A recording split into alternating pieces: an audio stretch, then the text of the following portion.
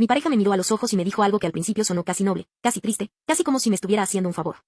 Me dijo, tú eres demasiado para mí. Y después de eso se fue. Así, sin más.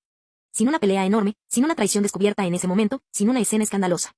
Solo se fue con esa actitud de hombre agotado que quiere parecer profundo cuando en realidad solo está huyendo. Y lo peor no fue que me dejara. Lo peor fue la forma. Porque no se fue como alguien que ya no te ama y tiene el valor de admitirlo con honestidad. No.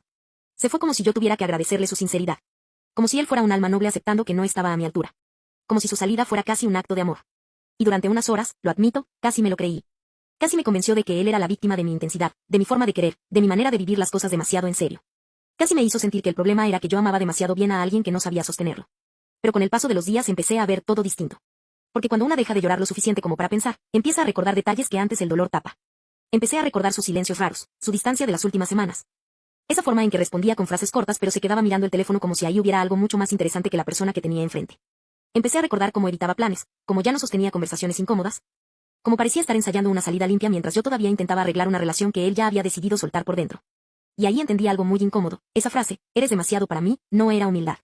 Era estrategia. Era una forma elegante de irse sin cargar con la culpa completa.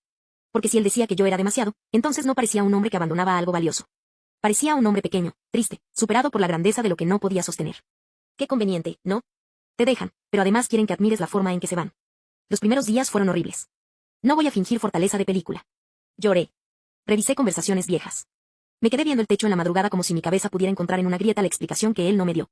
Me pregunté si fui intensa, si fui exigente, si le pedí demasiado, si mis emociones pesaban mucho, si mi manera de amar cansaba. Y ese es el verdadero daño que hacen algunas rupturas. No solo te rompen el corazón, te alteran el espejo. Te hacen mirarte distinto. Te hacen sospechar de tu propio valor. Pero pasó algo. En vez de perseguirlo, en vez de escribirle párrafos eternos, en vez de humillarme tratando de entender a alguien que ya había elegido desaparecer, hice algo que él probablemente no esperaba. Me quedé en silencio. Y ese silencio no fue debilidad. Fue cirugía. Dejé de escribirle, dejé de buscar señales, dejé de alimentar la fantasía de que volvería con una explicación digna. Empecé a ocupar mi tiempo en mí. Volví a dormir mejor, aunque fuera poco. Volví a arreglarme para salir aunque no quisiera salir. Volví a hablar con amigas que me recordaron quién era antes de empezar a dudar de mí por culpa de alguien emocionalmente cobarde.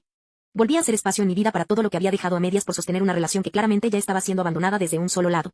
Y ahí ocurrió lo que siempre pasa cuando alguien te deja creyendo que vas a quedarte congelada. Empecé a cambiar sin él.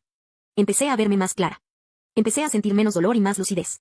Empecé a entender que muchas veces cuando alguien dice eres demasiado para mí, lo que realmente quiere decir es no puedo manipularte tan fácil como quisiera, o no me alcanza para lo que representas, o peor aún.